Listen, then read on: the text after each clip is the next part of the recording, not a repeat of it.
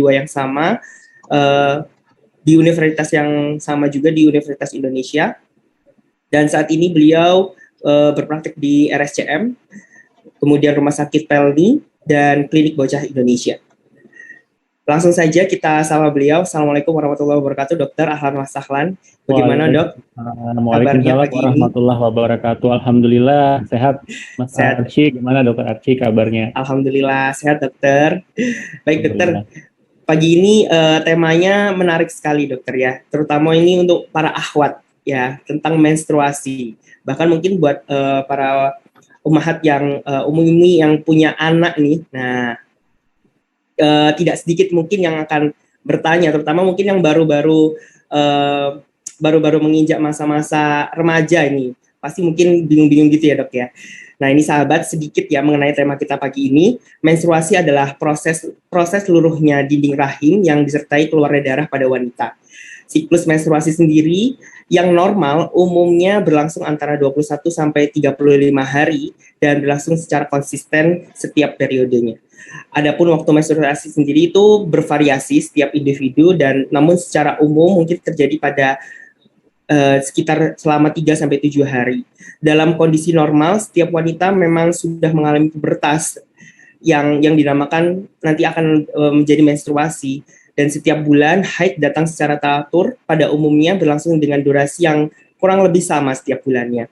Namun pada setiap wanita tentu ada abnormalitas atau ketidaknormalan pada menstruasinya, dan ini yang mungkin akan sahabat tanyakan khususnya bagi para akhwat dan umi yang punya anak perempuan. Sebenarnya target kami juga bukan hanya kaum wanita ya, tapi juga para suami atau mungkin para bapak yang mungkin juga ketika nanti menemukan anaknya atau istrinya jadi tidak bingung gitu ya. Nah, ini mungkin kondisi ini yang akan kita bahas pada pagi ini, dan selengkapnya nanti akan dijelaskan oleh Dr. Rian kepada Dr. Tafadol untuk memberikan sedikit penjelasan mengenai tema kita pada pagi hari ini, Dok. Nah, jazakallah khair, Dr. Archie. Assalamualaikum warahmatullahi wabarakatuh. Alhamdulillahirabbil alamin. Assalatu wassalamu ala asyrafil anbiya'i wal mursalin wa ala alihi wa sahbihi ajma'in. Amma ba'du, alhamdulillah segala puji bagi Allah yang telah memudahkan kita di pertemuan pagi ini ya, Dr. Archie ya. Dan salawat serta salam semoga selalu tercurah kepada junjungan kita manusia termulia Nabi Muhammad sallallahu alaihi wasallam. Alhamdulillah di hari ini, hari Ahad tanggal 10 Rabiul Awal 1444 Hijriah yang bertepatan dengan 5 November 2022, kita berjumpa lagi nih Dr. Archie dan rekan-rekan sekalian ya. Jadi ini kelanjutan dari topik yang bulan Agustus tentang menstruasi yang tidak teratur, berbahayakah? Nah, ini judulnya udah pertanyaan ini, berbahayakah ya? Baik, saya mungkin paparan sedikit rekan-rekan sekalian, mungkin sekitar 15 menit maksimal, nanti kita bisa diskusi tanya jawab saja ya Dr. Archie ya. Baik, slide, mungkin ini ada sekitar 10 slide. Jadi, sabda Nabi Muhammad SAW bahwa ini adalah sesuatu yang Allah tetapkan bagi para wanita. Ya. Ini sesuatu yang sudah Allah tetapkan buat para perempuan yang memang usia reproduksi, mengalami haid atau mengalami menstruasi. Slide. Ya.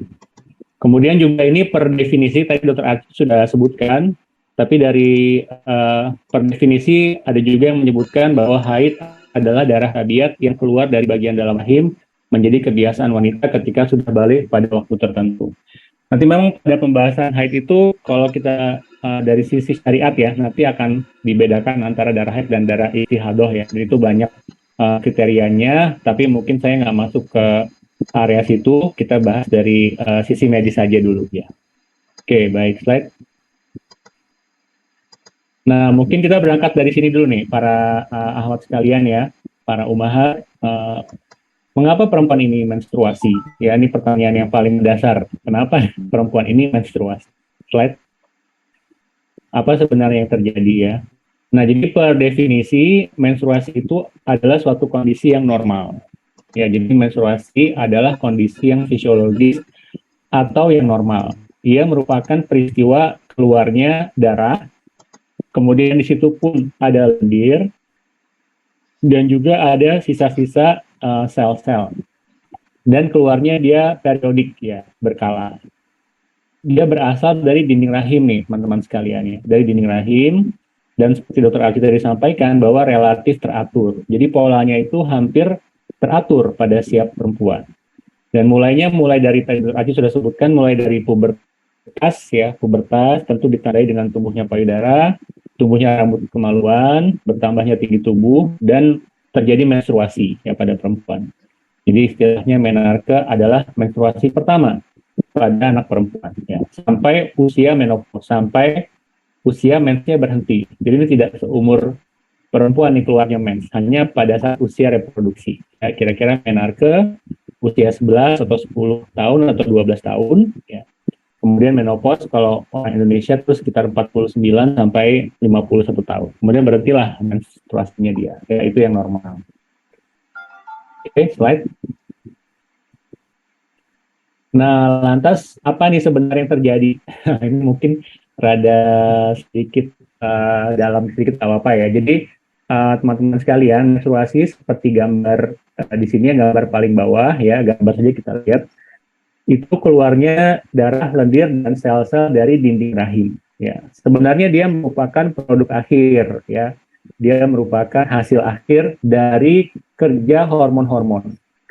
Ya, dari kerja hormon-hormon. Yang pertama adalah kelenjar hipotalamus yang nomor 1 ya. Dilihat dari sisi kanan, hipotalamus itu adalah teman-teman sekalian kelenjar yang ada di otak. Ya. Dia memproduksi yang namanya GnRH ya. Nanti GnRH ini akan berjalan ke kelenjar di bawahnya hipotalamus, namanya kelenjar hipofisis. Ya nggak apa-apa, kita ini sedikit saya belajar kedokteran dikit, dokter Asyik ini.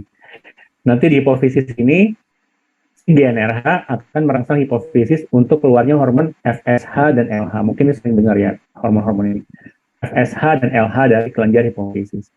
Nah, FSH dan LH ini keluar, masuk ke pembuluh darah, sasarannya indung telur. Jadi belum ke rahim nih. Sasarannya indung telur. Ya, kalau fungsinya baik, maka indung telur akan menghasilkan hormon estrogen dan progesteron. Ya. Hormon estrogen dan progesteron ini yang nanti sasarannya ke dinding rahim. Sehingga dinding rahim itu bisa tumbuh, kemudian luruh, tumbuh, kemudian luruh. Itu hasil kerja dari estrogen dan progesteron dari indung telur. Ya, jadi ini kita bisa lihat ya, Masya Allah ya, ini kebesaran Allah bagaimana mengatur sinkronisasi atau orkestrasi dari hormonal ini sangat kompleks. Ya. Ini sangat kompleks. Kira-kira proses itu artinya kalau ada gangguan haid, berarti kita bisa berpikir mungkin salah satu penyebabnya adalah gangguan dari kerja-kerja hormonal ini, ya, sehingga menstruasinya tidak teratur. Oke, slide. Ya, kemudian bagaimana siklus menstruasi yang normal? Ya, tadi sudah sebutkan ya, siklus menstruasi yang normal. Nah, ini ada penjelasan dari organisasi internasional ya, namanya SIGO. Teman-teman bisa lihat di sini, di baris pertama, ya, ada parameter normal dan abnormal. Ya. Yang normal dikasih warna putih, yang abnormal dikasih warna abu-abu.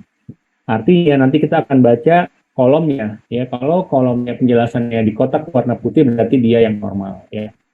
Contoh, misalnya frekuensi, ya, frekuensi menstruasi. Yang normal, teman-teman bisa lihat di kolom yang putih saja. Yang normal siklusnya itu antara 24 sampai 38 hari. Yang memang dokter Aci beda-beda nih ya. Ada revisi-revisi yang 21 sampai 35 ya, tapi yang terbaru kita pakai antara 24 sampai 38 hari. Artinya, kalau menstruasi hari pertama yang bulan ini, kemudian menstruasi hari pertama bulan berikutnya, teman-teman hitung jaraknya, harinya, siklusnya, itu kalau masih di rentang 24 sampai 38 hari, itu masih frekuensi yang normal. Ya, jadi jangan khawatir seandainya tanggalnya maju atau mundur, tetapi jedanya itu masih di 24 sampai 38 hari. Yaitu yang masih kategori normal. Kemudian yang kedua dari durasi. Ya, durasi yang dikatakan normal kalau kurang dari sama dengan 8 hari.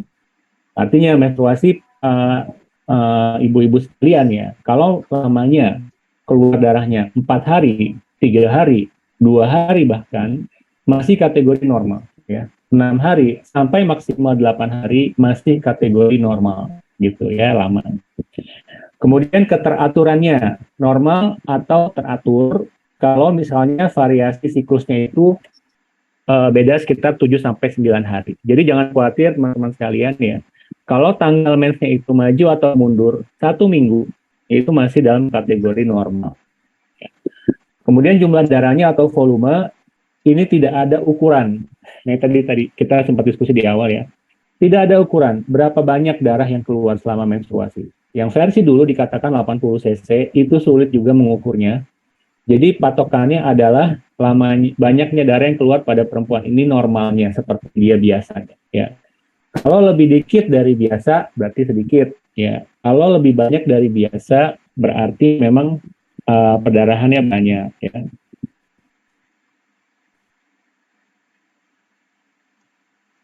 Baik ya, kita lanjut. Kemudian ada yang disebut sebagai intermenstrual bleeding, ya harusnya ini tidak ada. Normalnya tidak ada. Jadi perempuan tidak ada perdarahan di luar masa menstruasinya. Kalau ada berarti tidak normal, ya mudahnya seperti itu saja. Kemudian juga kalau menggunakan pil KB kontrasepsi ya, pil KB atau menggunakan suntik KB ya, kadang-kadang ada juga perdarahan yang tidak terjadwal atau perdarahan bercak ya. Ini masih juga disebut yang masih normal. Oke, slide. Kayaknya udah nih. Nah, ini dikit lagi, Dr. Acil. Jadi gangguan haid, teman-teman sekalian ya, dulu ada istilah menoragi. Ya, mungkin ini sering kita dengar di masyarakat ya. Disebut menoragi kalau perdarahannya lama dan volume darahnya banyak. Ya. Kemudian suka disebut lagi metroragi ya. Nah, dua istilah ini sekarang sudah tidak ada nih Dr. Acil ya, diganti dengan prolonged or heavy menstrual bleeding, penggantinya menoragi, atau diganti dengan intermenstrual bleeding untuk metroragi. Ya. Kadang-kadang juga ada pengguna hormon seperti pil atau suntik atau implan, ada perdarahan bercak. Ya. Ini kita sebut sebagai breakthrough bleeding atau perdarahan menstruasi normal. Ya. Kalau misalnya pasien diberikan obat, lalu obatnya di stop, tiba-tiba obat hormonnya. Mungkin yang pernah pengalaman para umat sekalian kalau menunda haid pergi haji atau umroh ya, diberi obat untuk menunda haidnya berhenti itu, tapi begitu obatnya di stop maka 2-3 hari setelahnya akan keluar darah. Ini disebut sebagai withdrawal bleeding. Ada juga yang volume darah mensnya sangat sedikit ya, saya berdarahnya cuma 1 hari dan sedikit, ini kita sebut sebagai hipomenore. Ada juga jaraknya panjang, dok saya mensnya kok tiap 2 bulan sekali gitu, jarang mens.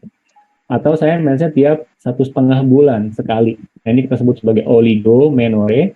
Yang terakhir ada juga perdarahan yang terjadi pasca berhubungan seksual. Ya, ini disebut postcoital bleeding, tapi ini tidak masuk dalam kategori gangguan haid. Oke, slide. Nah, mudahnya kalau ada gangguan haid, teman-teman, para ibu-ibu sekalian bisa membagi ya. Apakah ini sesuatu yang tiap bulan ya, jadi menstruasi tiap bulan, cuma volume darahnya banyak, ya namanya HMB. Atau perdarahannya tiap bulan selalu di luar masa menstruasi, ya ini namanya intermenstrual bleeding. Atau perdarahannya banyak dan tidak bisa diduga, ya nggak teratur, nggak bisa diduga.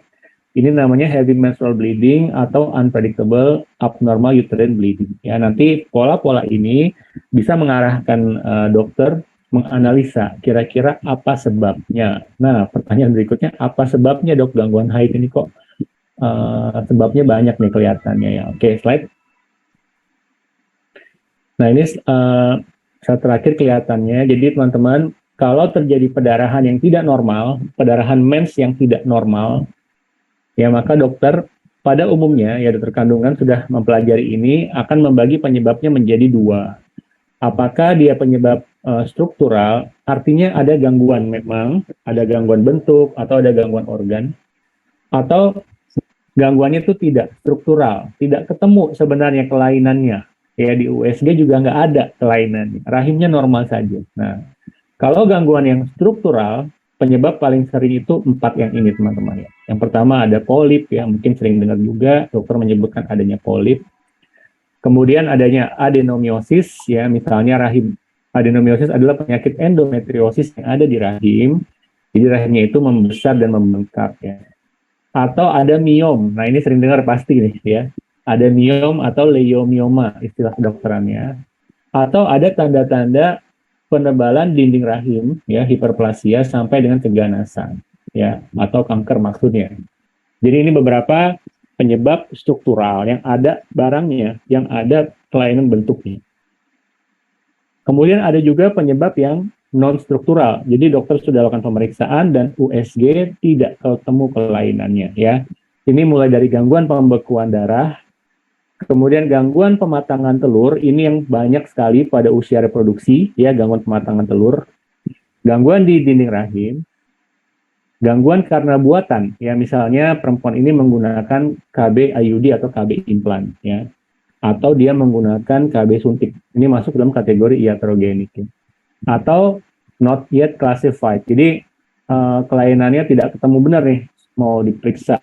Tidak ada gangguan bentuk, gangguan anatomi tidak ada, pun juga tidak ada gangguan-gangguan seperti hormonal ini. Ya, berarti itu tidak ketemu penyebabnya. Oke, slide. Datanya udah habis nih. Nah, mungkin sampai situ dulu, Dr. Archie, pengantar dari saya.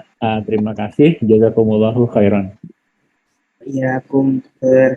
Ya, alhamdulillah. Mudah-mudahan ilmunya nempel ya Om, sempat dicatat mungkin ya kalau boleh ya.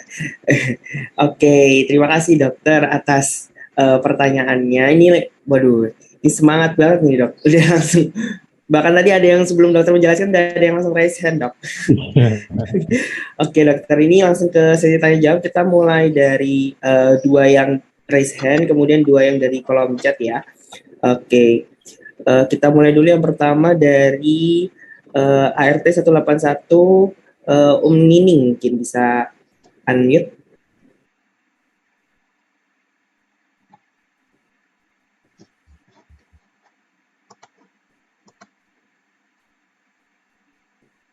Apa ada Om?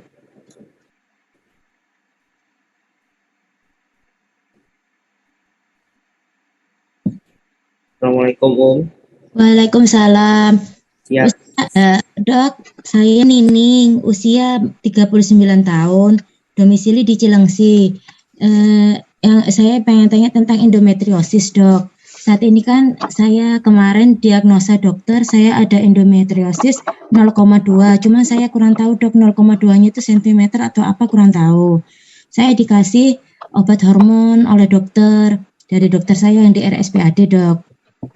Bulan pertama men saya normal dok, headnya normal. Nah bulan September kemarin saya datang bulan itu tanggal 31 Oktober, selesainya 5 hari dok, 5 hari selesai. Di bulan Oktobernya saya head lagi dok, tanggal 18. Jadi siklusnya tuh menyempit gitu dok. Saya 18 Oktober head lagi 5 hari, cuman yang di bulan Oktober itu volume darahnya lebih banyak dok. Nah, yang saya mau tanya itu kira-kira apakah itu efek dari obat hormon atau ada apa dok? Yang pertama itu dok. Yang kedua, saya dapat cerita dari tetangga, ada saudaranya sakit endometriosis seperti saya, dikasih obat hormon. Nah, setelah minum obat hormon sekian lama, tumbuh ada kanker payudara. Apa benar dok kalau obat hormon untuk endometriosis itu memicu kanker dok? Sekian dok. Apa dulu dokter mungkin bisa langsung. Baik, terima kasih. Jazakillah khair Bu Nining ya dari Cilengsi. Ya, pertanyaannya tentang endometriosis. Ya, ini sedikit berbeda ya dengan topik kita. Jadi mungkin untuk pembuka pengetahuan untuk teman-teman yang lain, endometriosis itu ada penyakit ya. Penyakit adanya jaringan seperti dinding rahim di luar dinding rahim, ya di luar rahim maksudnya, di luar tempat yang normal, ya. Bisa di rahim sendiri, di otot rahim, bisa di organ panggul, ya, atau di dinding panggul, ya. Nah, untuk Ibu Nini yang bertanya, ini juga saya belum jelas nih, maksudnya endometriosis 0,2 ya. Apakah 0,2 ini apa maksudnya? Kalaupun ini satuan tebal ya, seperti 0,2 mili atau 0,2 Senti ini juga nggak terlalu jelas maksudnya apa ya, maksudnya nanti ditanyakan ke dokternya ya. Tapi pemberian obat hormon memang betul ya bisa mengganggu siklus haid. Tadi kita udah sebutkan ya. Pada gangguan haid yang Bu Nining alami ini kelihatannya gangguan haid yang unpredictable ya atau yang irregular karena 31 September mens, kemudian perdarahan lagi 5 hari di 18 Oktober. Jadi jaraknya hanya sangat singkat ya. Siklusnya hanya 18 hari, memendek. Dan yang 18 Oktober ini sebenarnya belum tentu mens juga. Siapa tahu dia sebenarnya perdarahan ya, bukan mens, mungkin dia perdarahan. Nah, jadi perdarahan karena perdarahan yang unpredictable seperti ini memang bisa disebabkan obat-obat hormonal ya. Pil KB yang kombinasi atau pil KB yang hanya satu macam obat ya itu kadang memberikan efek seperti ini. Obat hormon pada endometriosis juga bisa memberikan efek seperti ini. Jadi konsultasikan saja Bu ini dengan dokternya ya, diperjelas maksudnya endometrios 0,2 itu apa. Kemudian diberitahu bahwa pasca minum obat ini, saya perdarahannya cukup sering ya. Nanti dilihat apakah ini membahayakan atau tidak. Kalau dianggap tidak membahayakan, misalnya ibu kondisinya masih baik saja, tidak ada kurang darah, kadar hemoglobin darah masih normal, mungkin nanti akan diberikan obat untuk menghentikan perdarahan ya, dan obat hormon untuk endometriosis tetap dilanjutkan. Tapi kalau ini mengganggu dan membahayakan, tentu obat hormon endometriosis mungkin di stop, diganti dengan pilihan yang lain ya. Mungkin itu saja, Dr. Acil. Untuk pertanyaan kedua nih, endometriosis, minum obat hormonal bisa memicu kanker payudara atau tidak? Nah, pada endometriosis, memang pengobatan terkini ya, yang saat ini dikerjakan, yang dianut itu memang pemberian obat-obat hormon pada endometriosis. Ya. Kecuali kondisinya sudah sangat berat dan dibutuhkan operasi, yaitu pilihan yang berikutnya. Obat hormon yang diberikan adalah obat hormon yang mengandung satu hormon yang namanya progestin ya atau progesteron ya. Tapi ini karena dia sintetik jadi disebutnya progestin. Nah, fungsi progestin ini justru menekan hormon estrogen yang menjadi salah satu pemicu tumbuhnya tumor atau kanker payudara ya. Jadi ini kebalikan Bu Nining. Justru pemberian obat endometriosis itu malah dia menekan hormon-hormon ya, mudahnya dia itu menekan hormon-hormon, di mana hormon yang ditekan adalah utamanya hormon estrogen. Padahal estrogen ini menjadi salah satu pemicu tumor atau kanker payudara.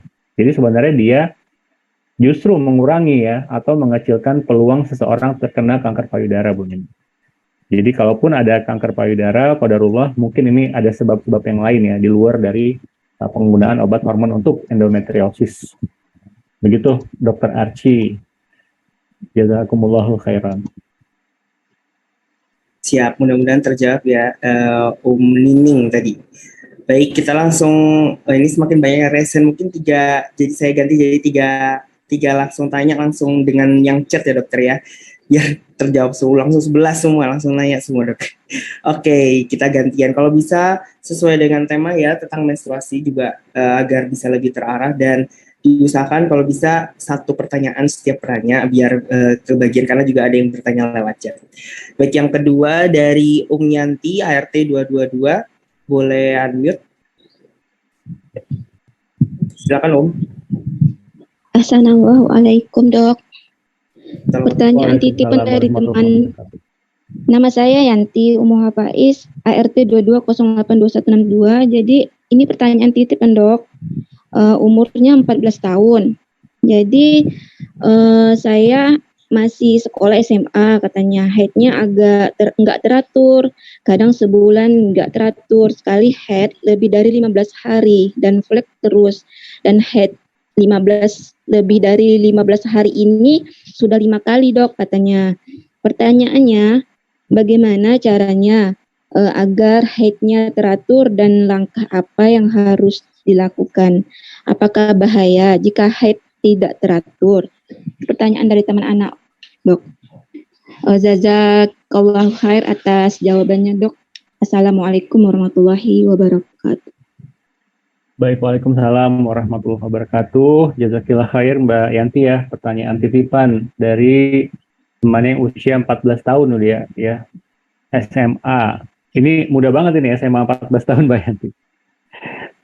Ya, jadi begini untuk yang bertanya ya. Tadi kita lihat ya, untuk membuat menstruasi teratur itu dibutuhkan kerja hormon yang cukup rumit ya, mulai dari kelenjar di otak, ada hipotalamus dan hipofisis, ada 2 kelenjar ya. Kemudian juga organ ovarium, kemudian organ endometrium atau organ dinding rahim. Jadi ini cukup kompleks dan rumit nih cara kerja hormon ini ya. Nah, pada usia remaja, di mana dia belum mencapai kematangan ya, belum mencapai kematangan fungsi organ. Jadi memang kerja hormon ini kadang-kadang kita sebut belum matur ya, atau dia belum matang. Jadi belum sinkron betul nih kerja-kerja hormon ini, Mbak Yanti ya. Sehingga memang banyak pada remaja ya, utamanya 2 tahun atau 3 tahun pertama setelah dia mendapat mens pertama itu mensnya berantakan sekali ya. Mulai dari jarang dapat atau mensnya keluar darahnya sedikit, atau kebalikannya ya, dia sering dapat atau frekuensinya cukup sering, volume darahnya cukup banyak, seperti yang teman Mbak Yanti alami ya. Jadi usia 14 tahun memang begitu pada remaja. Jarang yang kita temukan mensnya benar-benar teratur seperti orang dewasa ya. Nah, tapi tentu tadi kita juga tahu ya, sebab gangguan head itu ada yang bentuknya struktural, ada juga yang bukan struktural. Yang pertama memang harus disingkirkan dulu adanya kelainan-kelainan organ, Mbak Yanti ya. Jadi kalau memang ada kesempatan, temannya berobat dulu ke dokter kandungan ya. Kemudian dievaluasi dulu lah, paling tidak ada kelainan tidak di rahimnya ya. Misalnya ada miom tidak, ada polip atau tidak misalnya ya, atau ada adenomiosis misalnya. Kalau semua itu nggak ada, berarti balik ke tadi, kita pikirkan ini adalah gangguan ovulasi atau gangguan pematangan telur yang disebabkan fungsi hormonnya itu belum bagus ya, belum seimbang karena usia anak itu baru 14 tahun. Jadi biasanya pada kondisi ini dokter akan mengevaluasi nih kira-kira faktor risiko apa yang bisa membuat gangguan ovulasi pada perempuan ini. Misalnya ada kegemukan ya, atau ada obesitas, itu ngaruh sekali ya. Dan dokter biasanya akan memberikan obat-obatan untuk mengatur mensnya. Jadi diatur supaya mensnya itu normal ya, paling tidak mendekati normal, dan dijaga pendarahannya itu tidak terlalu banyak dan tidak terlalu lama ya. Karena kalau enggak kasihan nih dia. Nanti anemia, kurang darah, tidak konsentrasi sekolah, tugas-tugas belajarnya tidak maksimal performansnya, nanti ngaruh ke kualitas belajarnya.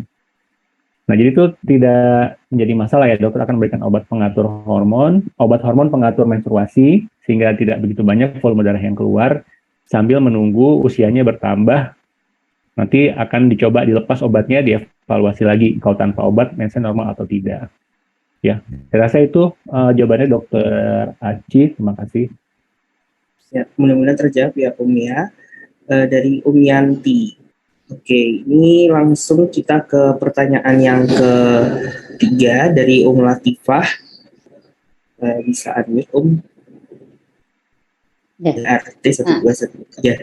Assalamualaikum. Ya, Assalamualaikum warahmatullahi wabarakatuh, Dokter Arci, Dokter Rian. Saya Latifah di Denpasar, Bali. Ya, bukan masalah saya ya, Dokter Arci ya. Karena saya sudah umur 62 tahun. Ini yang tapi saya dulu juga seperti itu. Jadi pertanyaan saya, ini untuk anak saya, karena saya dulu dari sejak mens itu sampai saya operasi angkat rahim di umur 48, itu saya tidak bisa katakan tidak teratur. Setiap bulan saya mens, tapi jaraknya itu pendek. Kadang-kadang saya itu paling benar itu yang siklus 21, tapi bisa saya 14 hari sudah men lagi. Dan ternyata sekarang anak saya juga seperti itu, dan kebetulan adik saya di Jogja, anak saya kuliah di Jogja, itu dia tinggal sama pamannya yang dokter kandungan, jadi sudah udah di USG, sudah di apa, itu dan dia sekarang anak saya berumur 22 tahun, tidak ada bermasalah apa-apa, tapi pada saat dia menstruasi itu, kalau saya dulu sampai muntah-muntah, Dokter Rian, tapi kalau anak saya tidak sampai muntah-muntah, tapi ya pastinya seperti Dokter Rian katakan tadi, mengganggu dia belajarnya, apalagi sekarang dia sedang di semester 7, sedang sibuk-sibuknya gitu kan. Jadi sakit kepala yang kadang-kadang dia juga sudah bawa pembalut tidak mens, kadang-kadang tidak bawa pembalut mens gitu, itu yang agak sedikit merepotkan. Sedangkan jadi pertanyaan saya itu, saya percepat Dokter Arci ya, pertanyaan saya itu apakah ketidakteraturan menstruasi Itu juga faktor genetik, itu yang pertama. Dan kebetulan kan baru-baru ini kira-kira 3-4 tahun yang lalu itu kanker serviks itu mulai digalakkan karena adik saya itu dokter kandungan, jadi anak saya itu sudah dikasih suntikan anti serviks. Adakah kaitannya juga artinya untuk mengantisipasi? Menurut adik saya, jadi anak saya itu sudah disuntik untuk serviks. Itu yang suntikan serviks itu. Mungkin begitu saja Dokter Rian, Dokter Archie, jazakumullah khair untuk jawabannya. Wassalamualaikum warahmatullahi wabarakatuh. Waalaikumsalam warahmatullahi wabarakatuh. Waalaikumsalam warahmatullahi wabarakatuh. Nah, Anda ingat Dokter Archie, Bu Latifah ini juga dulu bertanya juga Dokter Archie di Agustus. Dan cerita juga sudah angkat rahim ya. Ya. Semoga Allah menjaga Ibu ya di Denpasar, Bali ya. Baik, makasih Dokter Archie dan Ibu Latifah yang bertanya. Jadi pertanyaannya pola mens yang cukup pendek ya, jaraknya 14 sampai 21 hari dan ini terkena juga pada anak. Ya, sepengetahuan yang saya tahu ya dan berdasarkan kepustakaan yang ada juga tidak ada faktor turunan atau genetik dalam siklus menstruasi ya. Jadi pada gangguan haid itu kita tidak biasa menanyakan adakah ibunya, tantenya, neneknya mengalami gangguan haid yang serupa ya, karena tidak ada bukti yang menunjukkan ini suatu faktor keturunan Ibu. Ya, jadi ini bukan sejauh ini ya, ilmu pengetahuan yang ada bukan penyakit keturunan ya. Tadi kita sudah jabarkan beberapa penyebab ya. Kemudian ya ini saya mau nambahkan sedikit dua pertanyaan Ibu ya. Kalau misalnya anak ada keluhan ya seperti nyeri kepala ya atau badannya tidak nyaman, itu ada yang kita sebut sebagai PMS namanya. Ya, premenstrual syndrome. Ya. PMS itu bisa diatasi Bu ya, nanti kan adiknya dokter kandungan juga di Jogja ya. Nanti diberikan obat-obatan juga, kalau memang betul sampai mengganggu ya, untuk menekan PMS. Yaitu ada juga obat-obatannya. Bahkan derajat yang lebih berat dari PMS, itu yang kita sebut sebagai PMDD ya, mungkin ini kurang begitu populer, tapi PMS itu grading yang ringan, yang lebih beratnya itu PMDD. Ini pun juga bisa ditekan dengan obat hormon. Kemudian adakah kaitan dengan suntikan anti serviks? Nah ini menarik Dokter Archie ya. Ini mungkin topik tersendiri nanti kita bisa bahas ya. Ini mungkin saya buka sedikit informasi saja bahwa kanker serviks itu penyebab kematian perempuan Indonesia. Ya nomor 1 atau nomor 2 setelah kanker payudara. Ya jadi ini yang mematikan perempuan Indonesia paling banyak ya, nomor 1 nomor 2 dari segi kanker perempuan. Nah memang sekarang alhamdulillah sudah ketemu penyebab kanker serviks yaitu virus HPV ya, dan tipe HPV-nya tipe HPV yang high risk istilahnya, tipe 16 dan 18. Sebagian besar kanker serviks penyebabnya adalah virus HPV tipe 16 dan 18. Nah ini karena tahu sebabnya virus, maka ada vaksinnya juga. Yang tadi yang Ibu sebutkan anti kanker serviks ya, sebenarnya itu vaksin ya. Itu vaksin terhadap virus HPV yang high risk ya, yang tipe 16 dan 18. Ya, nah itu disuntikan pada perempuan. Memang betul, itu pun sudah masuk ke dalam imunisasi yang disarankan untuk anak perempuan. Usia 10 sampai 12 tahun ya. Anak SD aja disuntik juga Bu, vaksinasi HPV, apalagi perempuan yang dewasa disuntik juga ya. Karena itu upaya pencegahan. Tetapi ini tidak 100% ya, karena ada juga kanker serviks yang penyebabnya bukan tipe 16-18 yang di-cover sama vaksin ini.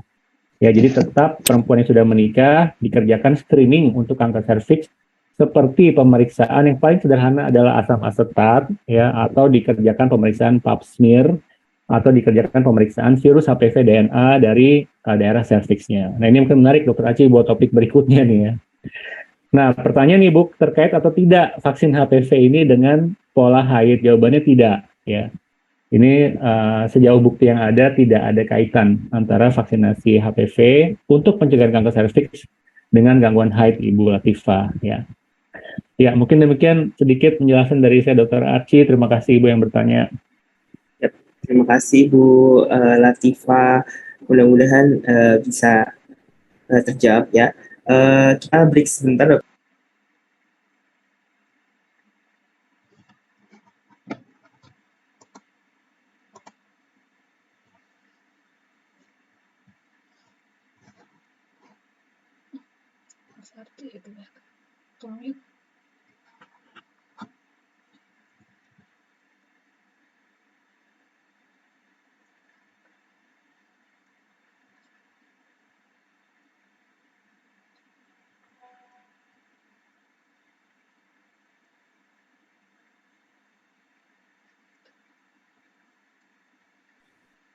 Afwan, belum ya?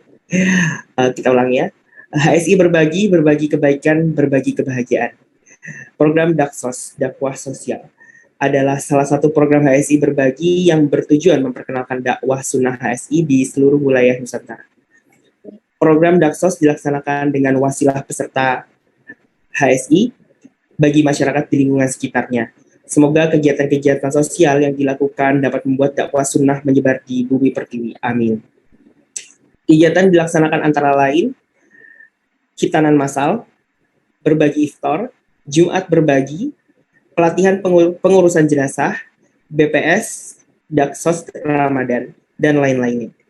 Bersama HSI Berbagi, mari bantu saudara kita yang membutuhkan dalam program Daksos, dakwah sosial, dengan memberikan infak donasi terbaik melalui Bank Syariah Indonesia atau BSI dengan nomor rekening seperti pada gambar 712-769-5177 atas nama HSI Abdullah Roy Berbagi. Sekali lagi saya ulang, melalui Bank Syariah Indonesia nomor rekening 712-769-5177 atas nama HSI Abdullah Roy Berbagi. Info dan pertanyaan silakan langsung menghubungi customer service HSI Berbagi 0822 1999 2300. Sekali lagi di 0822 1999 2300. Oke, kita lanjutkan ke chat yang masuk terlebih dahulu. Ke sesi pertanyaan berikutnya ya dokter. Ini dari ART 211 dokter, Ibu Dinda, usia 42 tahun, domisilinya di Garut. Pertanyaannya, sejak terakhir beliau kehilangan... Dokter Acil nggak kelihatan ini mukanya. Kenapa dokter? Oh, siap. Oke dokter, ini sejak terakhir beliau kehilangan anaknya beliau yang meninggal di kandungan usia 27 minggu pada bulan Agustus 2017 yang lalu.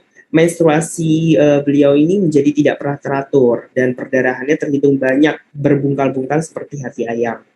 Setiap bulan pasti perdarahan dan itu sekitar 15 hari. Qadarullah sudah 2 bulan kemarin ini, dari awal September sampai saat ini selalu keluar bercak darah dan menjadi was-was untuk beribadah. 2 tahun yang lalu pernah di USG, hasilnya baik-baik saja. Beliau saat ini memiliki riwayat 3 kali keguguran dan 3 kali meninggal, semuanya abortus dokter di kandungan. Dan sekarang juga beliau anaknya 3 juga. Baik, ini pertanyaannya jadi... Pertanyaannya apakah mungkin yang ditanyakan apakah menstruasinya, hal ini yang ditakutkan bercak-bercaknya itu dokter setiap bulannya, apakah itu normal begitu dokter? Baik, ini tadi meninggal 27 minggu dia di bulan yang terakhir Agustus ya? dokter. Di bulan Agustus ya? Iya dokter, yang G6-nya sepertinya dokter. Ya. Baik, terima kasih Ibu yang bertanya, jazakillah khair ya. Jadi qadarullah nih udah 3 kali keguguran, tapi alhamdulillah sudah ada 3 anak ya tadi penjelasannya. Siap dokter. Baik, jadi yang 27 minggu meninggal dalam kandungan atau meninggal setelah lahir ini mungkin dilahirkan normal ya, atau dilahirkan sesar nih, Anda tidak tahu tadi penjelasannya ya. Nah, kalau terjadi persalinan di Agustus ya, kalau fungsi kembalinya organ rahimnya itu normal, maka dia dalam 4 sampai 6 minggu sudah selesai ya. Jadi di bulan September atau bahkan sampai di pertengahan Oktober harusnya masa nifasnya selesai. Jadi organnya itu sudah kembali ke ukuran normal, kemudian sudah kembali ke fungsi normal ya. Walaupun menstruasinya mungkin memang belum langsung kembali teratur ya Ibu. Nah, kalau ada gangguan di bulan kita sekarang ya, awal November, ada perdarahan yang tidak teratur, kemudian bergumpal, ya ini saya pikir coba dievaluasi dulu ke dokter kandungannya ya, apakah ada masalah di rahimnya. Misalnya saja ya, ada sisa bekuan darah misalnya, atau darah nifas yang belum keluar bersih ya, karena kontraksi rahimnya yang memang mungkin kurang baik, itu juga bisa ya. Tapi kalau misalnya dilakukan pemeriksaan dan didapatkan semuanya normal saja, ya tidak ada sisa bekuan darah atau sisa jaringan, maka kita kembali ke bagian tadi ya, bahwa pendarahan yang bergumpal dan juga yang tidak teratur itu penyebabnya biasanya 2 ya, antara gangguan ovulasi atau gangguan pematangan telur yang disebabkan oleh gangguan hormonal atau adanya penebalan dari dinding rahim. Ya, jadi ada dua kemungkinan ini, Ibu. Anda rasa periksa ke dokter kandungan yang baik ya, dievaluasi yang teliti, kemudian mulai diterapi. Kalau misalnya problemnya ternyata gangguan ovulasi, pada umur 27 tahun itu mungkin saja ya, nanti akan diberikan obat untuk mengatur mensnya. Sambil dicari apa penyebab, apa hormon yang terganggu yang menjadi penyebab gangguan ovulasinya. Kalau misalnya ada penebalan, ya penebalan di dinding rahim, maka biasa dokter akan menganjurkan pemeriksaan dinding rahimnya. Ya, bisa dilakukan tindakan kuretase atau histeroskopi teropong rahim untuk mengambil jaringan sehingga jaringan bisa diperiksa. Penebalan ini karena penyakit atau ada gangguan hormon. Ya, Anda rasa ini udah 3 kali keguguran, tapi ini alhamdulillah sudah punya 3 anak, Dokter Archie. Ya, jadi mungkin bisa dijarangkan dulu, anaknya diperbaiki dulu siklus mensnya sambil merencanakan kehamilan berikutnya. Mungkin demikian Dokter Archie. Ya dokter, ini tadi ada yang dia langsung respon dokter lewat chat, normal dokter dilahirkan. Ya, normal ya. Ya. Baik dokter, ini pertanyaan yang dari masuk lagi, ini dari Lorita Febriani, ART 201, usia 47 tahun di Pekanbaru dokter. Pertanyaannya, saya menstruasi tidak teratur, terkadang 2 bulan berturut-turut rutin setiap bulannya dapat, dan bulan selanjutnya setelah 2 bulan baru menstruasi kembali. Biasa menstruasi lamanya itu 10 hari. Saat 2 bulan tidak dapat mens, bulan ketiganya menstruasi itu lebih dari 15 hari. Apakah itu dihitung masih darah mens atau darah istihadah dokter? Beliau bingung karena 2 bulannya kan sebelumnya tidak mens.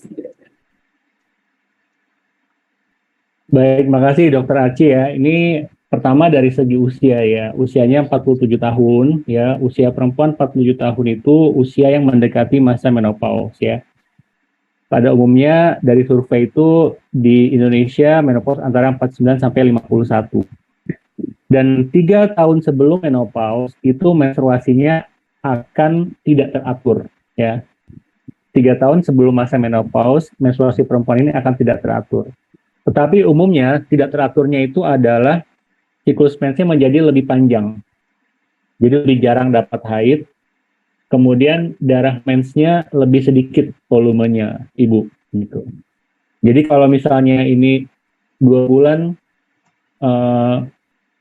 tidak haid, kemudian keluar darahnya setelah itu banyak ya, sampai dengan 10 hari, dan mens selama 2 bulan berturut-turut, ya menurut saya coba dicari penyebabnya ya. Dari pengalaman, usia di atas 40 tahun, ya, ditambah juga misalnya ya, ada gangguan kegemukan dari berat badan, seringnya itu ada penebalan dinding rahimnya. Ini seringnya ya Dokter Aceh ya, belum tentu, tapi belum tentu ya. Tapi seringnya dari pengalaman Anda, kalau di usia di atas 40 tahun, kemudian profil perempuannya ini overweight atau obesitas, mens nggak teratur, bisa banyak, sekali banyak keluar bergumpal. Ini sering kita dapatkan masalahnya itu penebal dinding rahim. Jadi berobat ke dokter kandungan, kemudian dilakukan evaluasi, diperiksa dulu bibir rahimnya, dilihat. Lalu di USG, paling ideal memang USG transvaginal untuk menilai organ kandungan, nanti diukur tebal dinding rahimnya. Ya, kalau memang tebal dinding rahimnya di atas normal, maka itu tadi perlu tindakan ya untuk menipiskan dan juga mengambil jaringannya supaya diperiksa, tahu sebabnya nanti Mbak Lorita. Di Pekanbaru insya Allah dokter kandungannya banyak, Dokter Aci. Siap dokter, ini ada pertanyaan dari YouTube dokter, kita lanjutkan ke pertanyaan berikutnya, satu lagi kemudian ke yang raise hand ya dok. Ini dari Vivit Anggra, dokter. Bismillah dok, saya pada 30 April 2021 itu melahirkan anak kelima dokter, dan selama nifas 40 hari itu full keluar darah. Tapi kemudian di bulan terakhir menstruasi itu di bulan Juni dok, dan setelah itu sampai saat ini itu belum mens kembali dok. Nah ini pertanyaannya bagaimana dok? Baik, makasih Dokter Aci. Tapi ini tadi disebutkan umurnya ya Dokter? Iya, Aci, tidak disebutkan umurnya. Ya, baik. Iya, jadi ini kondisi yang kita sebut sebagai amenore ya. Jadi terakhir menstruasi itu di Juni tahun lalu ya, kalau nggak salah ya. Iya. Di Juni 2021 dan sampai sekarang November 2022 ya, itu sudah berlangsung 1 tahun 5 bulan tidak mendapat menstruasi. Ini yang kita sebut Ibu Mbak Vivit sebagai amenore sekunder ya.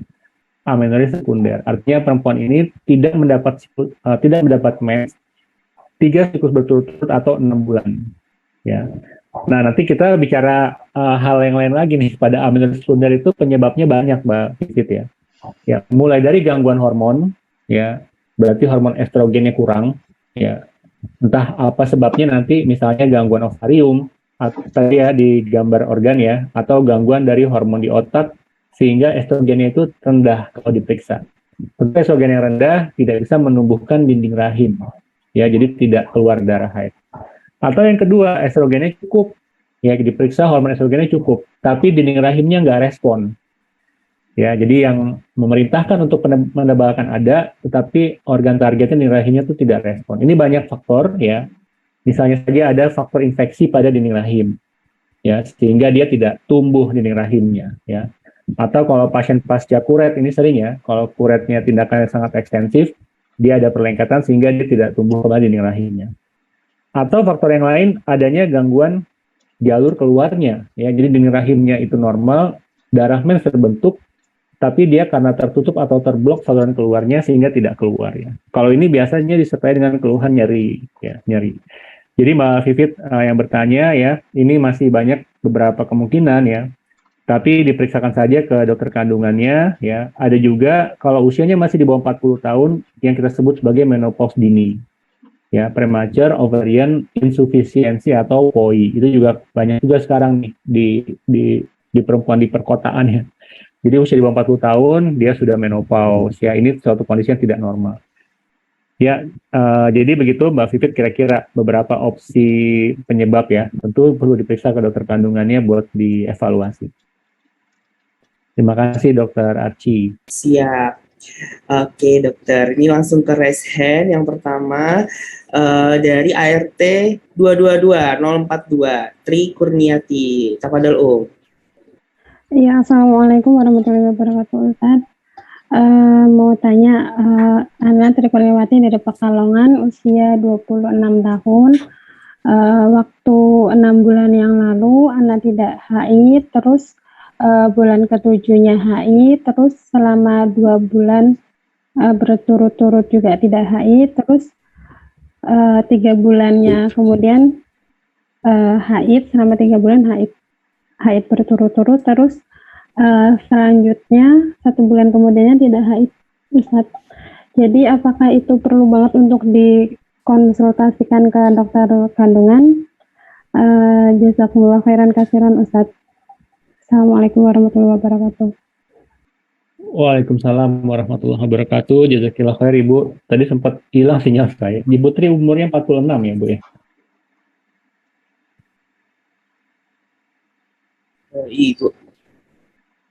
Ibu Tri. Iya, halo. 27. 27. 26. Oh, 26. 6. Tadi 6-nya kedengaran, depannya nggak kedengaran tadi di sini. Oh, iya. Iya, Bu. Jadi ini sebenarnya usianya masih muda sekali ya, 26 tahun Ibu Tri yang bertanya, tapi mensnya irregular sekali ya, bahkan cenderung jarang nih kalau lihat dari polanya ya. 6 bulan baru haid, 2 bulan tidak haid, 3 bulan tidak haid ya. Nah, ini kita sebut sebagai oligomenorrhea Ibu Tri ya. Tadi kalau lihat di slide, jadi menstruasinya itu sangat jarang. Nah, menstruasi yang jarang ini, pertanyaannya perlu banget diperiksa atau enggak ya, pertanyaannya Bu Tri ya. Biasanya, ini kita bicara biasanya ya, gangguan oligomenorrhea atau mensnya jarang itu biasanya disebabkan oleh gangguan pematangan telur, yang problemnya gangguan hormonal. Ya, jadi pematangan telur tidak berjalan dengan baik, ya, sehingga menstruasinya itu tidak teratur atau bahkan jarang. Apakah perlu diperiksa sekali atau tidak? Ya tergantung Ibu Tri. Tentu yang kita inginkan menstruasi teratur ya, darah haidnya itu bisa keluar teratur. Kalau memang tidak disertai dengan penyebab atau penyakit lain, misalnya Ibu Tri tidak ada kesulitan mempunyai anak misalnya ya. Biasanya problem oligomenorrhea ini ujung-ujungnya pengen hamil sebenarnya. Ya, kalau misalnya nggak ada cerita atau nggak ada rencana punya anak ya, dan problemnya memang betul-betul mensnya yang jarang, itu mungkin Bu Tri bisa mulai dengan perbaikan gaya hidup dulu ya. Misalnya ada gambaran obesitas atau overweight, maka diupayakan dulu berat badan diturunkan ya. Kemudian juga mulai dibiasakan olahraga yang teratur ya. Walaupun ini kebiasaan hidup yang standar banget Dokter Aci ya, kita ngomong seperti ini, tapi ini memang secara ilmiah ngaruh sekali ke perubahan siklus haid ya. Nah, Mbak Tri bisa coba perbaikan gaya hidup seperti itu dulu, kemudian Mbak Tri lihat perubahannya ya selama 2 bulan atau 3 bulan ke depan. Kalau menstruasinya memang tetap saja jarang ya, nggak apa-apa, sebaiknya periksa ke dokter ya. Tadi seperti yang saya sebutkan ya, ada kondisi seperti hormon estrogen itu rendah, padahal usianya masih muda, itu ada juga. Ya, memang pada gangguan haid ini, Dokter Arci, yang kita khawatir itu gangguan haid yang polanya itu bertambah banyak ya, itu yang lebih kita khawatirkan dibanding gangguan haid yang lebih jarang mensnya atau lebih sedikit. Ya, kira-kira begitu Bu Tri ya, jawabannya atau penjelasannya. Jazakillah khair. Ya, mudah-mudahan terjawab ya Om ya. Oke, lanjut ke Om Lilis Damayanti, ART 212, ini bisa ya. Oke. Assalamualaikum dokter. Saya Lilis dari Indramayu. Usia saya 44 tahun, anak saya 5, yang terakhir usianya 3 tahun, yang pertama 25 tahun. Saya 3 tahun yang lalu saya melahirkan secara sesar, dokter, yang kelima itu. Terus kemarin bulan September itu terakhir haid tanggal 10, bulan Oktober itu, September terakhir haid tanggal 10 September, dokter. Tanggal 10 Oktober saya belum haid, saya periksa ke dokter kandungan, dok. Ke dokter kandungan di USG transvaginal. Hasilnya katanya karena saya memang gemuk 90 kilo, dibilangnya ada PCOS, dok. Saya dikasih obat Folas sama Inlasin. Terus karena saya penasaran, saya tes pack selama 4 kali dan hasilnya memang negatif. Tanggal 27 Oktober saya berobat ke dokter kandungan lagi yang second opinion itu, dok. Dikasih obat 40D sama Cycloproginova. Alhamdulillah setelah dikasih berobat paginya, sorenya haid, dok. Tanggal 27-nya hari Kamis. Yang ingin saya tanyakan, dok, apakah ini gejala premenopause? Soalnya dokter kandungan yang kedua bilang itu ini menuju gejala premenopause. Terus yang kedua, bolehkah, dok, misalnya saya ingin melakukan steril, dok? Karena anak kan sudah banyak, usia saya sudah 44 tahun. Kemarin saya udah konsultasi dengan dokter kandungan, katanya nggak usah, beliau bilang kayak gitu. Terus apabila saya bulan depan haidnya tidak teratur, misalnya, dok, saya minum Cycloproginova itu bagaimana ya, dok, cara meminumnya, dok? Saya lupa kemarin nggak ditanyakan ke dokter kandungannya, dok. Itu aja, dok, yang ingin saya tanyakan. Jazakallah khairan. Assalamualaikum warahmatullahi wabarakatuh. Waalaikumsalam warahmatullahi wabarakatuh. Jazakillah khair Ibu Lilis ya, dari Indramayu ya. Wah, Masya Allah nih, kasusnya lumayan kompleks nih, Dokter Aci. Pertanyaannya juga berat-berat ya. Apa-apa Ibu. Yang pertama, pertanyaan pertama, apakah ini gejala premenopause ya? Nah, premenopause pada umur 44 itu pada umumnya sih belum ya, belum masuk ya. Biasa masa perimenopause itu dimulai sekitar 5 tahun sebelum menopause betul ya. Jadi sekitar umur 45 atau umur 46. Ya, 44 sih kelihatannya masih belum masuk ke masa premenopause. Kemudian menstruasi yang jarang ya, 10 September, kemudian di 27 Oktober, ini siklusnya lama nih ya, jarang artinya itu yang kita sebut tadi sebagai oligomenore. Ya, penyebab oligomenore seringnya adalah gangguan ovulasi. Dan penyebab gangguan ovulasi pada usia reproduksi paling sering tadi seperti yang Ibu sebutkan, adanya penyakit yang disebut sebagai sindrom ovarium polikistik atau PCOS ya. Apalagi Ibu sudah di USG transvaginal ya, dan dokter kandungannya sudah menyebutkan ini suatu PCOS ya. Berarti ya sudah kita yakinkan ini suatu PCOS gitu ya. Dengan tanda adanya menstruasi yang jarang dan adanya gambaran PCO pada ovarium dari USG transvaginal. Nah, pengobatan PCOS memang tadi dokter sudah memberikan satu obat folat dan satu obat Inlasin ya. Jadi Inlasin ini adalah obat untuk membuat hormon ibu lebih sensitif, hormon insulin namanya. Karena penyebab PCOS salah satunya adanya kurang sensitif dari hormon insulin. Ya, di luar itu ibu harus mengupayakan turunnya berat badan, itu PR pertama, Bu. Iya. Kan berat badan ya. Kerjakan olahraga, diet yang baik. Obat yang kedua diberikan Forti-D, itu juga vitamin D. Ya, vitamin D juga sekarang menjadi terapi tambahan untuk PCOS. Ya. Nah, jadi pertanyaan pertama itu, kemudian yang kedua apakah steril? Tentu ini kembali ke ibu dan suami ya. Saya tidak bisa menjawab ya. Artinya itu diskusi dengan suami saja ya. Untuk steril anak 5 usia 44 tahun memang secara medis tidak boleh gitu ya. Tidak ada yang tidak boleh ya untuk steril. Asal merasa suami istri ini anaknya sudah cukup, itu bisa dikerjakan ya. Tapi nanti diskusi dengan suami, bagaimana pertimbangan-pertimbangan lain mungkin ada ya. Dan juga dipilih metode KB yang baik ya. Lalu yang terakhir, haidnya tidak teratur lagi, boleh minum Cycloprogenova atau tidak ya. Nah, mens ibu di tanggal 27 Oktober tentu itu bukan gara-gara Cycloprogenova, karena Cycloprogenovanya kan baru dikasih ya. Iya, belum minum belum dok. diminum, ya. Iya, belum diminum. Itu mens biasa saja yang memang memanjang. Obat Cycloprogenova berisi 21 tablet, Bu. Ya, 21 tablet, ya. Ini mungkin tidak begitu terlalu detail, itu beda antara 10 tablet pertama dengan 11 tablet kedua. 21 tablet dok, Ya, 21 betul. strip. Ya. Nah, obat Cycloprogenova itu memang diberikan untuk mengatur siklus mens ya, untuk mengatur siklus mens. Tapi kembali lagi Bu, biasanya kita tidak langsung memberikan obat hormon ya pada perempuan yang obes. Itu kita upayakan dulu perbaikan pola gaya hidup dulu. Ya, nanti dievaluasi 2-3 bulan Bu. Kalau masih mensnya jarang atau memanjang, baru masuk obat hormon. Ya, seperti pil KB kombinasi atau juga bisa Cycloprogenova. Ya. Selama ini saya nggak pernah KB dok, KB-nya kalender dan haidnya teratur semenjak 3 tahun terakhir. Iya Bu, alhamdulillah. Nah kayak aku bilang, jadi kalau misalnya kita tidak haid lagi, Cycloprogenovanya nggak usah diminum atau bagaimana dok? Ya untuk sementara tidak dulu ya. Pada umumnya kita evaluasi dulu Bu 2-3 bulan ya.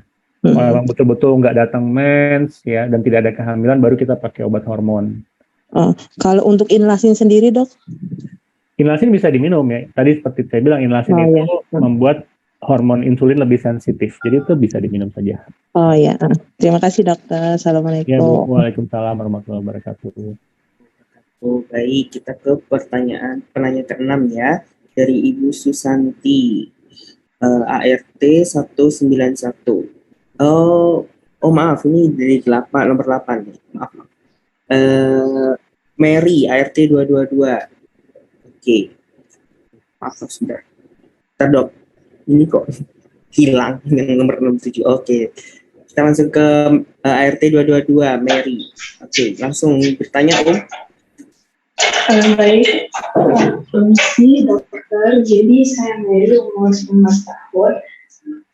Jadi di tahun ini periode haid saya itu di Februari tanggal 2 sampai 3 Februari, lalu Maretnya 5 sampai 10 Maret, dan Aprilnya nggak ada haid, lalu Mei-nya tanggal 25 sampai 3 Juni, dan terakhirnya 29 Juni sampai 4 Juli. Dan untuk tahun 2021 itu cukup normal, hampir tiap bulannya haid, tapi sampai sekarang belum haid lagi. Saya sudah ke 2 dokter umum, tapi cuma di anamnesa, cuma di wawancara saja dan tidak disuruh pemeriksaan. Lalu untuk kondisi berat badan saya itu 47 atau sampai 48 dan tingginya 159. Dan untuk pola makan cukup sehat menurut saya. Pola tidurnya agak sedikit kurang sehat karena mahasiswa jadi banyak tugas. Ya, kira-kira segitu. Kira-kira apa yang harus saya lakukan, kira-kira apa yang salah dari diri saya. Terima kasih. Baik, jazakallah khair Mbak Mary. Mohon maaf ini saya tidak menangkap pertanyaannya. Jadi pola mensnya tadi kan dijabarkan di tahun 2000, di tahun ini ya, dari Februari sampai Juli. Kemudian tahun 2021 mensnya teratur. Yang ditanyakan gimana? Apa nih Mbak Mary, maaf?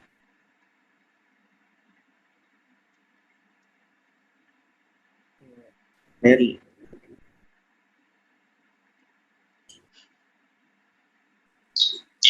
Jadi saya terakhir haid itu tanggal 29 Juni. Oh Dan ya. terakhirnya sampai sekarang belum haid lagi, Dok. Iya Mbak Mary. Ini umurnya masih muda ya, mahasiswa ya Mbak Mary ya? Iya, 19 tahun. Masya Allah ya. Baik. Baik Dokter Akil, kita jawab ya Mbak Mary. Ini mens terakhirnya tuh di 29 Juli ya, sampai 4 Agustus ya. Jadi ini September, Oktober, November. Sudah 3 bulan tidak haid nih Mbak Mary. Ini sama yang kita sebut tadi ya, bisa oligomenore atau amenore sekunder. Ya ini ada 2 diagnosis nih Mbak Mary. Oligomenore atau amenore sekunder ya. Nah, pada kasus seperti ini, kita lihat pakai 2 pendekatan ya. Kalau misalnya ini suatu oligomenore, tadi sering saya sebutkan ya tadi bahwa gangguan oligomenore umumnya karena ada masalah gangguan ovulasi. Dan gangguan ovulasi itu disebabkan oleh berbagai macam sebab lain lagi juga. Yang paling sering adalah PCOS. Jadi yang pertama tentu Mbak Mary, kalau dokter kandungan akan dilihat melalui USG bagaimana gambaran ovariumnya. Apakah ada gambaran PCO atau tidak. Yang menunjang untuk ke arah PCO selain USG juga profil tubuh. Tadi sudah kami sebutkan ya, adanya obesitas atau adanya overweight, itu menguatkan dugaan untuk ke arah PCOS. Ya, jadi memang harus cari tahu dulu sebabnya apa nih. Ya. Kemudian kalau ini suatu amenore sekunder, ya amenore sekunder artinya tidak haid betul ya, bukannya haid jarang tapi tidak haid betul, masih bisa sebagai PCOS, tapi bisa juga dari penyebab yang lain. Tadi sudah saya sebutkan juga, antara lain satu, jangan-jangan kurangnya hormon estrogen. Jadi mungkin dokter kandungan akan meminta Mbak Mary untuk diperiksa ke laboratorium kadar hormon estrogennya. Ya. Atau misalnya gangguannya di dinding rahimnya. Yaitu bisa kita tes dengan obat, kita picu penebalannya. Kalau nggak menebal juga, berarti problemnya tuh di dinding rahim. Ya. Atau di saluran keluarnya. Ya. Jadi kira-kira itu arah pemeriksaannya Mbak Mary. Nanti setelah tahu sebabnya, baru akan diterapi sesuai dengan sebabnya. Ya, kira-kira begitu Mbak Mary, sebatas yang bisa diinformasikan ya, karena datanya juga terbatas juga. Makasih Dokter Archie. Kemarin sempat ada dokter umum disarankan untuk mengonsumsi habatus sauda, apakah boleh Dok? Ya, ini Anda rasa memang yang paling baik dicari tahu sebabnya dulu ya. Karena sebelum kita mulai terapi, pada prinsipnya kita harus tahu dulu problemnya itu apa ya. Gitu Dokter Aci, Mbak Mary. Ya, terima kasih. Mudah-mudahan. Baik, terima kasih Dok. Ya, mudah-mudahan terjawab ya. Izin dokter, ini tadi ternyata Unsur Santi terlempar gitu ya ke bawah. Kita kasih kesempatan dulu Dok, sebelum kita yang ke chat pertanyaan ya. Silakan Susanti. Iya, Assalamualaikum dokter. Waalaikumsalam warahmatullahi wabarakatuh. Saya Susanti dari Kota Pekanbaru dok, berumur 45 tahun. Ini kasus yang akan saya tanyakan yang terjadi pada anak gadis saya yang berumur 22 tahun dok. Udah 2 bulan terakhir ini haidnya itu setelah bersih itu kira-kira 3 hari 4 hari itu datang lagi dia dok. Pada bulan September itu haid 10 hari, kemudian bersih, kemudian 4 hari kemudian keluar lagi gitu. Yang hari pertamanya itu keluarnya itu seperti ada darah segar gitu dok. Nah setelah itu baru darah kotor, darah haid itu yang keluar gitu. Dan waktu itu katanya perutnya nggak terasa sakit gitu.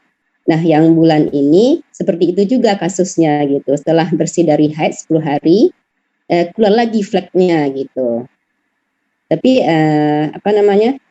terasa perutnya juga merasa tidak sakit gitu dok.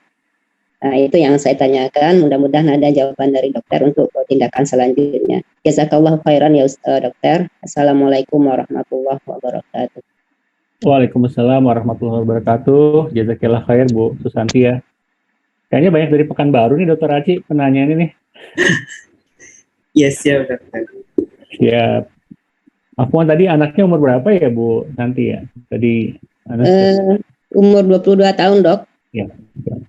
Ya Bu Santi yang bertanya ya. Jadi kalau kita lihat polanya ini, kalau kita masukkan ke dalam tabel tadi yang di presentasi saya nih masuk ke kategori intermenstrual bleeding Dokter Aci ya. Jadi adanya perdarahan di antara siklus haid yang normal ya. Ada perdarahan di luar dari siklus haid. Memang betul, kalau lihat dari bagan, ya, ini penyebab yang paling sering, utamanya adalah polip, ya. Ini penyebab yang sering. Jadi, vaginal spotting atau bercak-bercak flek di luar siklus mens itu paling sering penyebabnya polip, ya.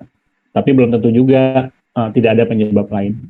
Jadi nanti Bu Santi ya, Anda rasa di Pekanbaru aksesnya mudah ke dokter kandungan, diperiksakan saja, dievaluasi ada nggak gangguan kelainan rahim yang kita sebut sebagai polip. Ya. Kalau memang nggak ada, pada perempuan muda itu yang paling sering memang gangguan ovulasi, ya, yang tadi kita diskusikan itu, gangguan ovulasi. Nanti gangguan ovulasi ini bisa diberikan obat-obatan untuk mengatur siklus mens. Kalau memang betul ada kelainan seperti polip, maka bisa saja polipnya itu dibuang. Nanti tergantung caranya, apakah anaknya afonis sudah menikah atau belum. Ya. Kalau sudah menikah, tidak ada masalah ya kita kerjakan tindakan-tindakan pervaginam. Tapi kalau belum menikah, ya nanti bisa dikerjakan pengambilan polip dengan alat yang sangat kecil yang disebut sebagai hysteroscopy. Itu tadi yang tadi pernah tadi disebutkan di awal ya. Mungkin di Pekanbaru, Anda rasa kalau di Jakarta sudah banyak ibu prosedur dan tindakan ini ya. Mungkin demikian Dokter Aci, Ibu Susanti, semoga ada jalan keluar untuk anaknya ya, insya Allah. Ya, jazakallah khairan. Jazakallah khair Ibu. Dokter mungkin satu pertanyaan lagi dokter lewat kolom chat ini saya bacakan ya dokter.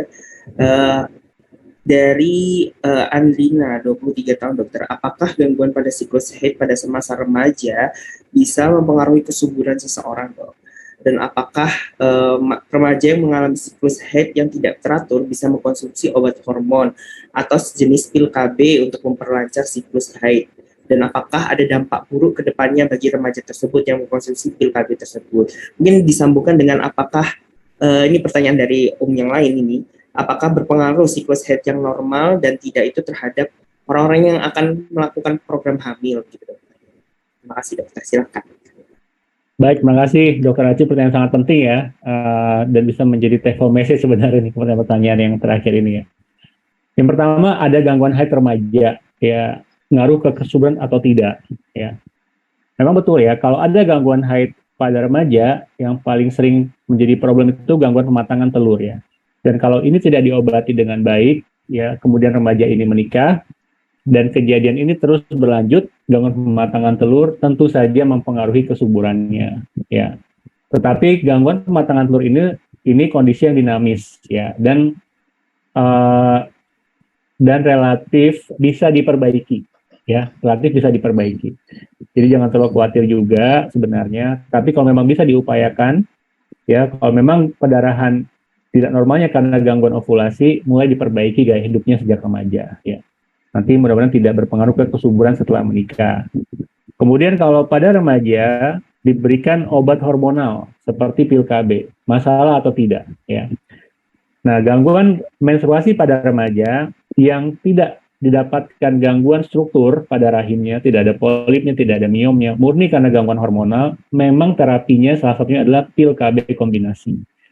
Ya, pil hormonal KB itu dimanfaatkan bukan untuk kontrasepsi tentu pada remaja, tapi untuk mengatur menstruasinya.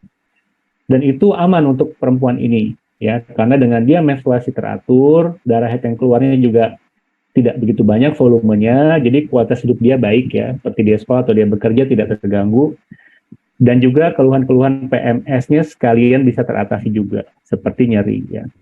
Dan ini tidak menjadi masalah, karena obat KB hormonal ini begitu di stop, ya, begitu di stop, ini secara teoretik keilmuan ya, maka kadarnya itu akan hilang. Ya. Orang minum pil KB saja, telat sehari, telat 2 hari aja tuh udah bisa hamil ya, karena dia nggak teratur minum misalnya. Jadi dari situ aja kita bisa menganalogikan bahwa efeknya ini akan segera hilang setelah dia stop minum obat. Jadi tidak ada problem untuk kesuburan ke depan ya.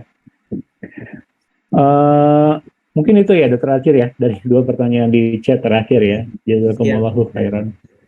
Oke, alhamdulillah ini tidak terasa dokter, dah lebih dari 60 menit mungkin kami menemani sahabat HSI pada program konsultasi kesehatan bersama dokter dari HSIB. Sebelum kita tutup, mungkin dokter ada sedikit tambahan lagi, mungkin dok resume atau mungkin ada pesan-pesan yang ingin disampaikan untuk para umahat atau akhwat terkait masalah menstruasi mungkin dok. Baik, terima kasih. Jazakumullahu khairan, Dr. Archie, tim dari Dr. HSI ya, konsultasi dokter online HSI, dan para rekan-rekan peserta seminar webinar pada hari ini. Sampai kita di ujung acara ya. Untuk take home message-nya, tentu pada prinsipnya para perempuan itu harus tahu dulu siklus mens yang teratur ya. Tadi sudah kita jabarkan tabelnya, baik dari frekuensinya, kemudian durasinya, kemudian volume darahnya ya. Artinya kalau ada di luar itu, baik semakin sedikit atau semakin jarang, atau kebalikannya, semakin banyak atau semakin sering, maka waspada ya, waspada. Kemudian yang paling mudah memang kita tanyakan saja kepada ahlinya ya, kita tanyakan ke dokter kandungan. Dan kalau kejadiannya pada usia reproduksi, umumnya sih masalah utamanya adalah gangguan hormonal ya. Tapi kalau terjadinya pada usia yang agak-agak lanjut, hati-hati, banyak kejadian memang gangguannya gangguan struktural ya, seperti miom, polip, adenomiosis atau ada penebalan dinding rahim. Kira-kira itu saja yang bisa Ana informasikan ya, insya Allah untuk para audiens. Kami juga ada Instagram yang sifatnya edukasi ya, nanti Ana tuliskan di chat, boleh saja berkonsultasi dan berdiskusi di sana. Jazakumullahu khairan, mohon maaf jika banyak kekurangan dalam penyampaian. Ya. Jazakallah khair dokter, sudah menyempatkan waktu menemani sahabat HSI pada pagi hari ini dengan memberikan banyak sekali ilmu yang bermanfaat. Ini kalau dokter Rian yang ngisi ini tidak pernah sepi, ini pertanyaannya rebutan dok, ini kayak orang tawuran kita bacanya. Dan juga jazakallah khair kepada para partisipan yang sudah hadir menyimak pada acara pagi hari ini. Jika memang ada pertanyaan yang ingin disampaikan, boleh ini di kolom chat sudah ada Dr. Rian, bisa di Instagram beliau di dr.rian.spog. Sekali lagi di @dr.rian RIYAN ya .spog. Nah, nanti boleh DM, mungkin insya Allah akan dijawab beliau. Kalau beliau tidak sibuk ya tentunya ya, jangan dibom chat nanti pengen dijawab gitu kan, sabar kan ya. Dan jangan lupa juga jaga selalu pola hidup sehat seperti yang kata Dr. Rian sampaikan tadi, makan, tidur, dan berolahraga dengan teratur. Selalu jaga hubungan komunikasi dengan orang terdekat, baik teman maupun keluarga. Jangan lupa juga untuk selalu mendekatkan diri kepada Allah dan selalu berbaik sangka kepada Allah atas takdir yang kita hadapi ya. Kritik dan saran dapat sahabat layangkan melalui dokter.hsi.id. Baik para sahabat, insya Allah kita akan bertemu kembali pada pekan mendatang di hari dan waktu yang sama dalam program konsultasi kesehatan bersama tim dokter HSI Berbagi, dan semoga Allah tetap menguatkan kita berjalan di atas manhaj yang lurus ini serta menjadikan semua usaha kita berbuah pahala dan ampunannya. Saatnya saya, Archie Arman, dan seluruh tim konsultasi kesehatan bersama dengan dokter HSI Berbagi yang bertugas pamit undur diri. Kita tutup dengan doa kafaratul majelis. Subhanakallahumma wa bihamdika asyhadu an la ilaha illa anta astaghfiruka wa atubu ilaik. Assalamualaikum warahmatullahi wabarakatuh. Terima kasih dokter. Wabarakatuh. Jazakumullahu khairan. Terima kasih. Waalaikumsalam dokter.